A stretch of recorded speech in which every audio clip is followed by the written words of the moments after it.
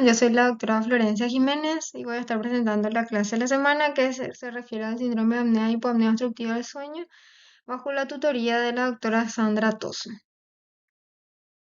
El síndrome de apnea obstructiva del sueño es un síndrome que se caracteriza por una somnolencia excesiva que genera trastornos cognitivo-conductuales, se relaciona con trastornos respiratorios, cardíacos, metabólicos e inflamatorios como consecuencia de episodios repetidos de obstrucción a nivel de la vía respiratoria superior durante el sueño y que resulta en episodios de asfixia y de despertares frecuentes con interrupción del sueño.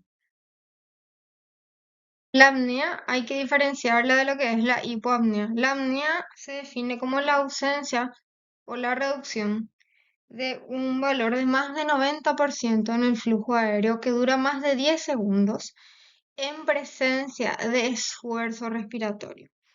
Y la hipoapnea se define como la reducción del flujo aéreo que es mayor a 30% pero menor de 90% y que cursa con una disminución de la saturación de oxígeno de más de 3% y o un micro despertar evidenciado en el electroencefalograma.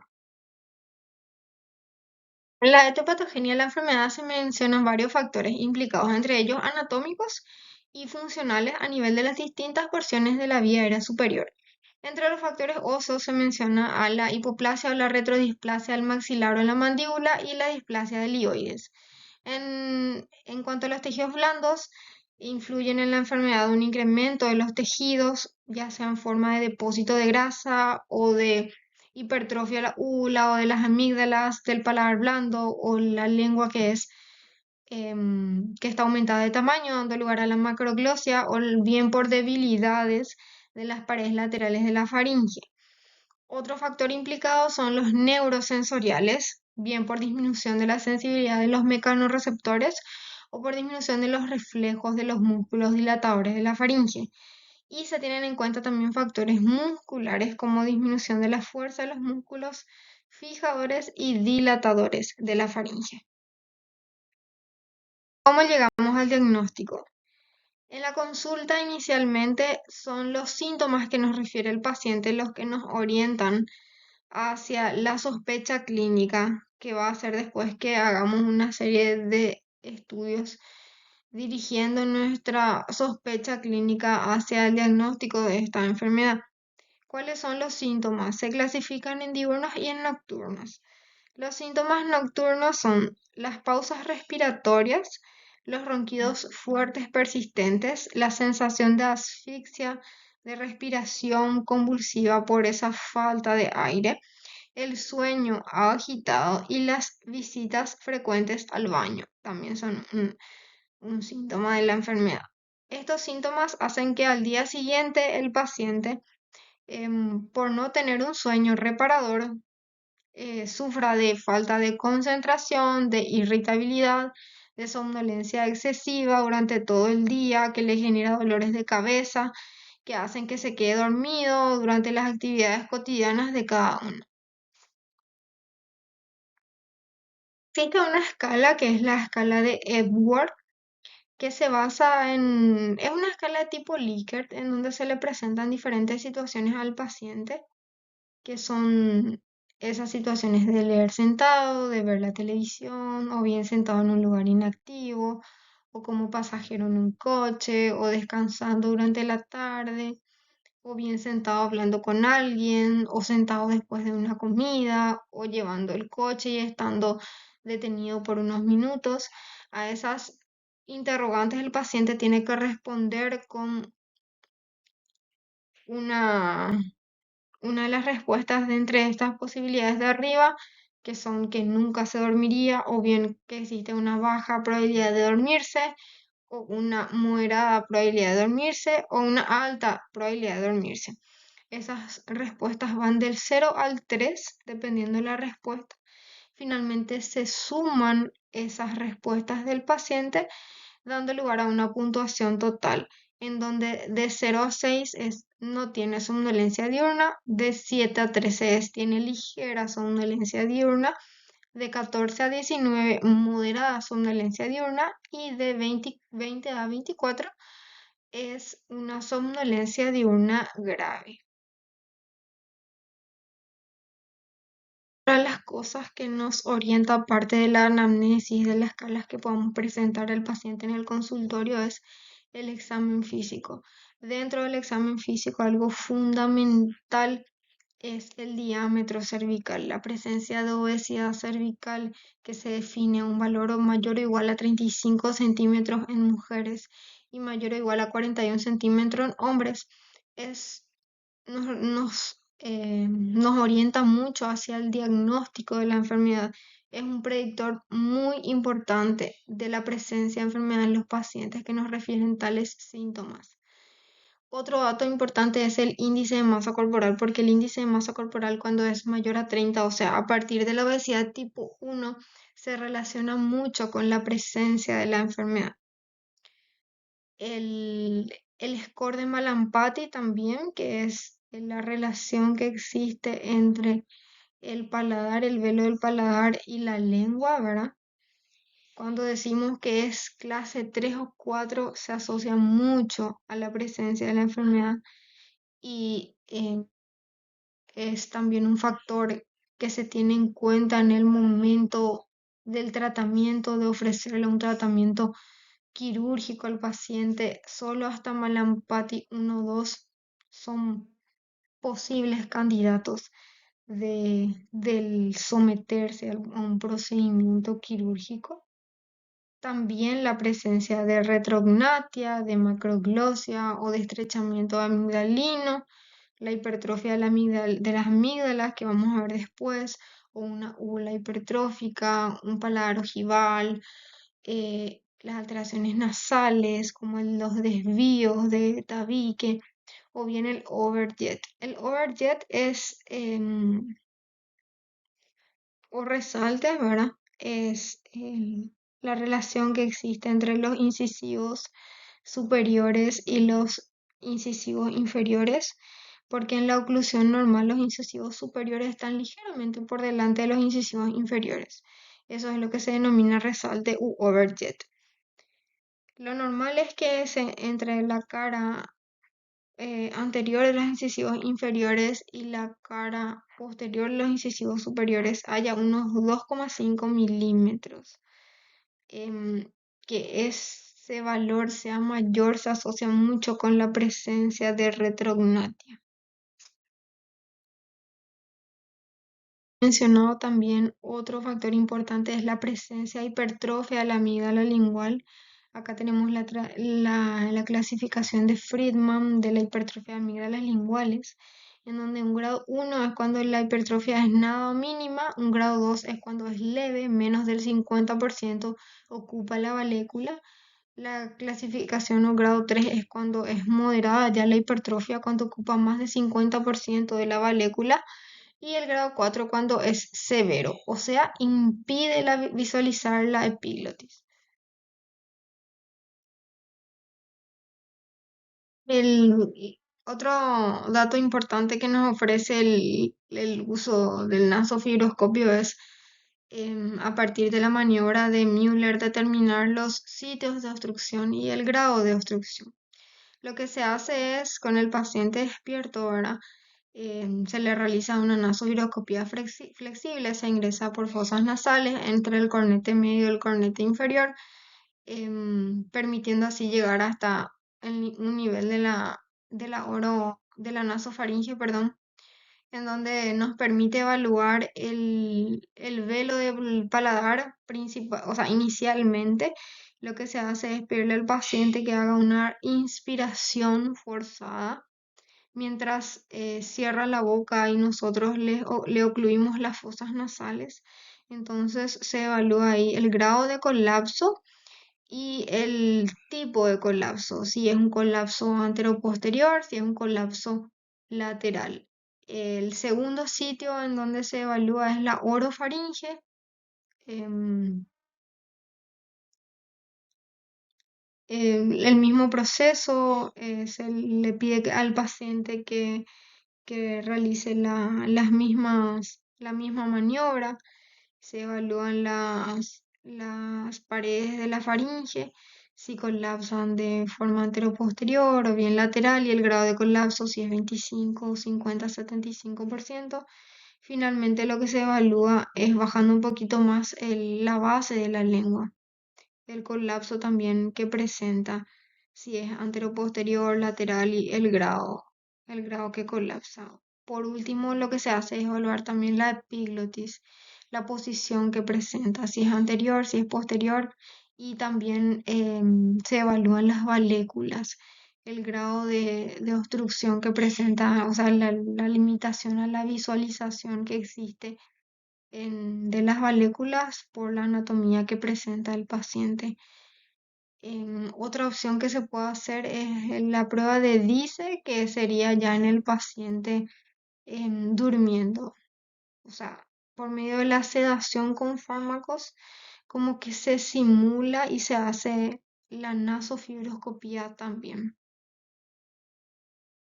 Esta es la prueba de DICE, que es visualizar la vía aérea también con fibroscopio flexible, pero cuando el paciente está sedado con fármacos. Proporciona información sobre la vía aérea superior, las zonas de obstrucción, la morfología de los pacientes que tienen síndrome de apnea obstructiva del sueño. A partir de esto podemos obtener el patrón de obstrucción que presentan los pacientes, que sería la escala de Bote por la mnemotecnia del velo del paladar, de las paredes de la orofaringe, de la base de la lengua y finalmente la epiglotis, que serían los puntos, los sitios anatómicos que se evalúan mediante la nasoviroscopía, la prueba de DICE. Es lo mismo evaluar el velo del paladar, las paredes de la orofaringe y la base de la lengua y se ve si el colapso es anterior, lateral, si es circular y la visualización también de la epiglotis para determinar su posición. A partir de esto podemos obtener el tipo de obstrucción que tiene el paciente, si es una obstrucción anteroposterior, si es una lateral alta, si es una lateral completa, si la obstrucción es a nivel de la base de la lengua o bien de la hipofaringe, em, o bien es por alteraciones de la epiglotis o una obstrucción completa total en donde están implicados todos. El gol estándar de diagnóstico en el síndrome de apnea y hipoapnea obstructiva del sueño es la polisomnografía, que a pesar de que es un estudio engorroso tanto en niños como en adultos, es el que mejor nos da el diagnóstico a partir de una serie de electrodos colocados en diferentes porciones del cuerpo del paciente a nivel de la cabeza para evaluar la actividad cerebral, los movimientos a partir de sensores colocados a nivel del tórax, del abdomen, también la saturación de oxígeno, eso a partir de una computadora que registra todos los parámetros, nos permite obtener, ¿verdad? El nivel de obstrucción y nos saca un índice, que es el índice de apnea-hipoapnea del sueño, que lo que hace es medir el número de apneas y de hipoapneas que tiene el paciente por hora de sueño. A partir de eso sale una clasificación de leve, moderada, severa, en donde leve es cuando presenta entre 10 y 20, más de 10 pero menos que 20. En el índice moderada es cuando está entre 20 y 40 y severa es cuando el índice es mayor a 40. Otro dato importante a considerar es la saturación de oxígeno. La saturación de oxígeno decimos que cuando se encuentra entre 85 y 90 es leve el síndrome, cuando está entre 70 y 90 es moderado y cuando es menos de 70 ya es un síndrome severo. Se mide Se mide el basal y se mide el mínimo y finalmente se saca un promedio de los episodios de apnea e hipoapnea durante el sueño del paciente. El manejo del síndrome de apnea obstructiva del sueño se basa en un manejo conservador y en un tratamiento quirúrgico. El tratamiento conservador se basa en la modificación de ciertos factores de riesgo justamente modificables, que serían la pérdida de peso, evitar el consumo de alcohol, de tabaco, sedantes, relajantes, hipnóticos, evitar ciertas posiciones cuando va a dormir, como la posición supina, la higiene, el sueño, control de la función tiroidea, el uso de prótesis orales, la evaluación por un otorrinolaringólogo de manera periódica. El estándar del tratamiento y que es uno de los tratamientos conservadores de la apnea del sueño síndrome es el CPAP, por sus siglas en inglés, que es Continuous Positive Airway Pressure Machine, que lo que hace es, a partir de un compresor que ofrece aire a una presión determinada, que es una presión positiva, por una mascarilla que se ajusta sobre la nariz del paciente y que mantiene constante esa presión positiva en la vía aérea durante todo el ciclo respiratorio. Por lo tanto, actúa de manera fisiológica como una férula neumática. Lo que hace es evitar el colapso de la vía aérea superior en la inspiración y en la expiración. Eso hace que haya una disminución de la alteración del intercambio gaseoso, también una disminución del esfuerzo respiratorio, disminución de la elevación de la presión arterial, disminución de los despertares bruscos. Eso mejora la calidad del sueño, mejora la actividad cognitiva también que tiene el paciente en su día a día y es, así como mencioné, el gol estándar en el tratamiento. El CPAP se recomienda usar ya desde el SAOS leve cuando existe comorbilidad en el paciente o bien cuando presenta una somnolencia diurna excesiva. Ya se recomienda el tratamiento aparte de las medidas generales y del manejo de las comorbilidades, que son una modificación de todos esos factores de riesgo que mencioné inicialmente, y acompañado siempre de un seguimiento clínico regular. En referencia a las contraindicaciones para el uso del CPAP, en realidad contraindicaciones absolutas no existen. Se menciona en la literatura que existen contraindicaciones relativas como la presencia de agullas pulmonares, la otitis recurrente o bien la sinusitis. Otro factor importante es la presencia de los efectos adversos que hacen que finalmente este tratamiento, a pesar de ser el mejor que existe para la enfermedad, condiciona que la adherencia al tratamiento sea bajísima porque es un tratamiento que es em, algo invasivo, es incómodo para el paciente, le genera en la zona de la aplicación del aparato irritación o rash o descamación de la piel en el puente nasal. Produce también irritación de las mucosas, tanto la faríngea como la nasal. Le puede llegar a producir congestión nasal, rinorrea, a nivel de los ojos también irritación, distensión gástrica por la presión positiva que está aplicando constantemente, otitis y sinusitis recurrentes. Realmente el tratamiento quirúrgico, que en realidad se usa cuando todas estas medidas conservadoras no funcionan, cuando fracasan, cuando hay baja adherencia. El objetivo en estos casos es aliviar los síntomas, mejorar la calidad de vida y reducir los signos polisomnográficos de severidad. Para aplicar el tratamiento quirúrgico es indispensable que nosotros tengamos bien claro el sitio y el nivel de obstrucción, nivel anatómico y también el grado de obstrucción. Porque en el 75% de los casos de los pacientes tienen obstrucciones a diferentes niveles de la vía aérea. Entonces es indispensable que reconozcamos bien el lugar mismo en donde se produce la obstrucción al paso de aire. Opciones de tratamiento quirúrgico. Tenemos a las cirugías de nariz para corregir desvíos y puntos que puedan obstruir el pasaje de aire. cirugías en el paladar blando, en las amígdalas, la amigdalectomía, en la base de la lengua también, o bien estimulación del nervio hipoglóso, procedimientos del esqueleto facial para corregir la retrognatia, los procedimientos coadyuvantes a partir de la radiofrecuencia, de implantes del paladar.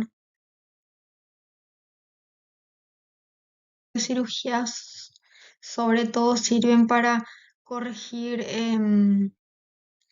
los niveles de obstrucción y para mejorar también la adherencia al tratamiento con el CPAP, porque la obstrucción nasal, por ejemplo, aumenta la presión que se necesita en el aparato, o sea, la presión que tiene que generar el aparato para poder vencer la obstrucción. Entonces, a partir de los cambios anatómicos, hace que disminuya la presión necesaria para mantener la vía aérea permeable, entonces eso hace que el paciente tolere mucho más el uso del CPAP. Otra de las opciones es la cirugía del paladar, ya sea el paladar blando, de las estructuras de la orofaringe, em, la mucosa que es redundante, que es flácida, que colapsa, que produce obstrucción. En este punto existen las cirugías no selectivas, las selectivas. Las no selectivas tenemos las que se producen, en las que se producen la eliminación de los tejidos que obstruyen la vía aérea superior. Tenemos la faringoplastia. Tenemos las cirugías selectivas que potencian la función de los músculos, que facilitan la apertura faríngea, debilitan los músculos que obstruyen la apertura faríngea. Y entre estos tenemos la faringoplastia. Finalmente, y para concluir, podemos decir que el síndrome de apnea y hipopnea del sueño es una enfermedad que por los despertares nocturnos, la sensación de falta de aire, de asfixia, el- la falta de sueño reparador en el paciente después genera síntomas diurnos, incapacitantes que interfieren con su día a día, con su calidad de vida y se asocia con otros síndromes metabólicos, afecciones endocrinas, cardíacas, circulatorias, que disminuyen la calidad de vida y son un importante em, indicador de y mortalidad posteriormente en el paciente. Decir también que a través de un examen físico minucioso y una anamnesis detallada podemos llegar al diagnóstico, que tenemos también la opción de la realización de la polisomnografía, que es el estándar de diagnóstico, que aparte de eso nos permite también conocer el grado que va a necesitar el paciente para la calibración posteriormente del uso del CPAP, que es el gol estándar en el tratamiento, a pesar de que su adherencia es baja por el disconfort que le genera al paciente tener que dormir con un aparato conectado a su cuerpo. Y es ahí donde las opciones quirúrgicas juegan un papel importante en reducir o en corregir los factores anatómicos que hacen que la necesidad de la presión para utilizar el CPAP sea mayor. Entonces, las opciones quirúrgicas nos permiten corregir factores anatómicos que generan la obstrucción y disminuir la presión con la que el paciente va a tener una mejor permeabilidad de las vías aéreas. Ese es fundamentalmente la justificación del uso de los tratamientos quirúrgicos en este síndrome. Y eso es todo. Muchas gracias.